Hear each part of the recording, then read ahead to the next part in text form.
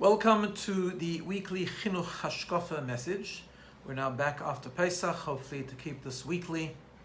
And today, coming from the Parsha of the week, I wanted to highlight something that I think is a critical concept to discuss with children and also offer some parenting tips in line with this idea. And I think one of the things that emerges from this Parsha, which we'll explain in a moment, is the concept that Yiddishkeit, serving Hashem, is not just about doing mitzvahs, which of course it is, and we need to adhere to all the details of all the mitzvahs as explained in Shulchan Aruch, etc. But it's much more than that. It's about serving Hashem the entire day, like the expression goes, Kol ma'asecha l'shem shemayim, b'chol drachecha de'eyu. In other words, it's not just that we can do mitzvahs and do what Hashem wants so we stay out of trouble, but the rest of our life we're free to indulge in whatever we want, to do whatever we want, to enjoy whatever we want, to pursue everything physical and materialistic and enjoyable and pleasurable. But no, our tafkid, our mission in life is to bring Kedusha into everything, to bring Hashem into everything and to serve Hashem in everything. And I think, of course, this emerges from two parts of the Parsha, maybe more, but this is two examples. The first, of course, is the beginning of the Parsha. And this is something to discuss with children, what this means. Kedoshim tiyu. Hashem tells us to be holy. And the Ramban explains the concept, the famous idea, that Hashem is telling us not to be a novel birushus haTorah, not to be a lowlife, essentially, someone who's very low, but with the permission of the Torah. In other words, in a very simple childlike level, just to eat treats and chocolate and pizza all day with the best hechsher, that's not called serving Hashem. Yes, it's staying away from the Isur of treif, but it's not serving Hashem properly. Having our whole head immersed in sports, even if it's in a kosher way, watching videos, even if they're kosher, is not serving Hashem. Hashem is about our full attention, it's about full immersion. And this can be brought down in a very, very childlike way. That with everything that we do, we always have to ask ourselves, how are we serving Hashem? It's not that Hashem doesn't allow us to have pleasure sometimes, to enjoy something, but it's all of our focus in life is to be centered on serving HaKadosh Baruch Hu.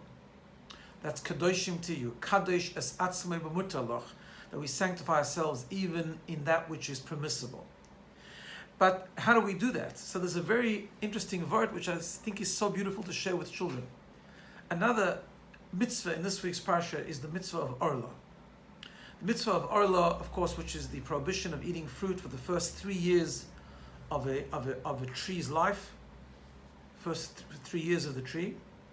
And it's brought down in the Kutei Torah and in various Mefarshim that one of the reasons for the mitzvah of Orla to wait 3 years before we eat fruit is to be mesaken, it's a tikkun.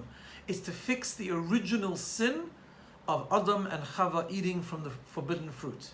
Why? Because Chazal tell us that they were created in the 9th hour of the day, and really Hashem gave them the Isur, the prohibition of eating from the fruit, the Eitz Hadas, just for 3 hours. They would have waited 3 hours, Shabbos would have come, they would have been permitted, they would have made Kiddush, it says, in some places on the juice from the grape, and so on and so forth.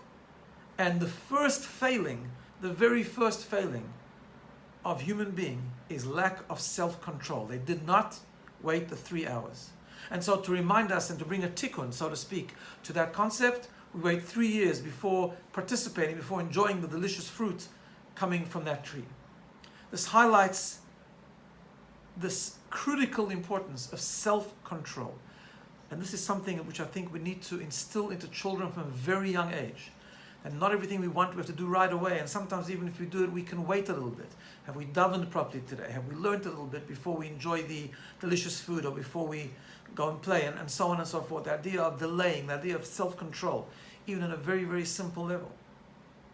We know that that's one of the basics of Kaddish as atzmei b'mutar loch, is the idea of having a little bit of self-control.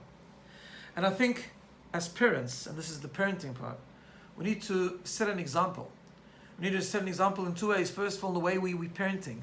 One of the hardest things, one of the things that parents are often scared of with children today is saying no. It's okay to say no. It's okay to say when a child asks for something just because they really want it, to say no, but we will have it on Shabbos. We don't have to spoil our children with overindulgence in gashmias and materialism. We can space it out. We can give them time to wait.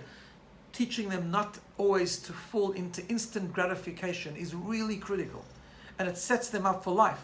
The ability to stop, to make a decision, to think, do I want to do this, do I don't want to do this?